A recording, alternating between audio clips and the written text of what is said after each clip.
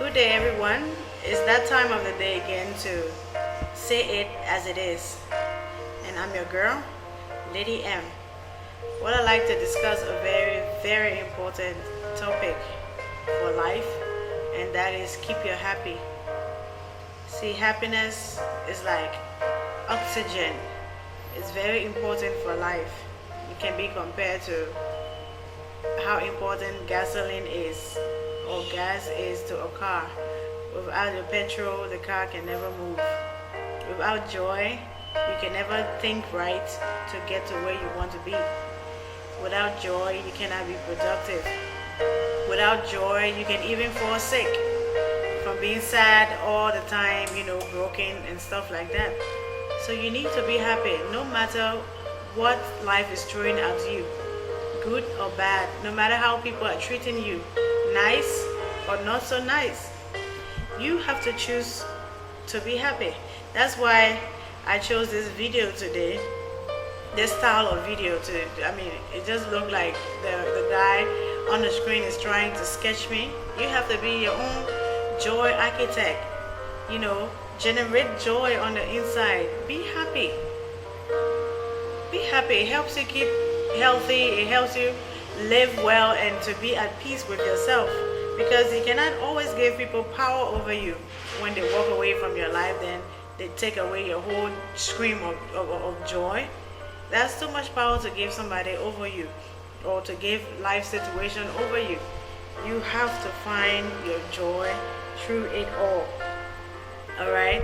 There is no mall, no shopping place where they are selling joy products, where you can rub it on your skin or drink it or eat it, and then automatically you are happy for the week or for some time. And there are no joy pills either. So since joy is so scarce, since happiness is so scarce like that, you cannot depend on any human being to make you happy for the rest of your life, because human beings are with flaws. That somebody will make you angry someday, somebody is going to hurt you. But what do you do through all of these things? It's all about your mind deciding to be happy, deciding to be joyful. Because what does worry do anyway? It doesn't solve anything. Solutions solve problems. So if you have not found the solution yet, getting worried about it or breaking down or being sad, since it will not solve it, decide to be happy. Decide to be joyful. Let me just give a few examples about the mindset of a breakup. When somebody walks out of your life and you are so broken, you are so down, instead of you worrying on the time, the money, energy you have wasted, why don't you rather turn it around? Because there's someone, I'm sure, near you who have not been in a relationship for years or so. Rather feel privileged that that person came around you for a certain time, pay you some attention, called, you had regular calls, you had date nights, you had some association. Focus on the positive part of the relationship and be thankful that happened to you at the time it did, and be hopeful that the next person that will come to stay. I think that's better than beating yourself out and being broken. So how do you also set your mind when a loved one dies from you? People always love to ask God why, crying and beating their chest and crying, God, why? God, there's no one that I know on earth that God has answered that why question yet. So unless maybe when we go heaven, then maybe he will answer the why questions when loved one dies.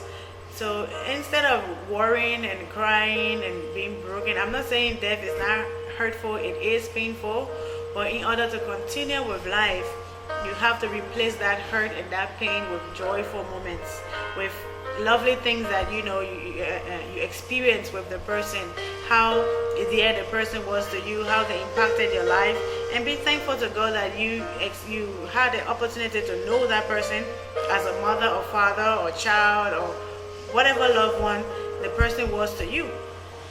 That is a better way to do it, because no amount of tears is going to bring the person back. No amount of thinking or bitterness is going to bring that person back. So get you happy. In all situations, let you're happy, be stable. Even if you go slack, find a way to get yourself balanced and keep you happy, because happiness is one of the greatest ingredients for life, or instruments for life. Now you see some elderly people looking very good and strong and healthy. When you ask them for some of their secrets, they tell you happiness. I'm a happy person, I choose to be happy. They work happy, they live their life happy, and they're able to also look good. Those who are always sad and frowns a lot, wrinkles come without you noticing it. So learn to smile more, be happy more. It doesn't mean that everything is all right or everything is going the way you want it to go, but if at a certain moment you cannot change your circumstances the way they are, the only choice you have is to be happy, whilst you are always also working on changing your present state. Yeah, so I hope that these words will help somebody out there to get their happy back. And this has been Say It As It Is with your girl, Lady M. Hope to come your way anytime soon. Have a great day.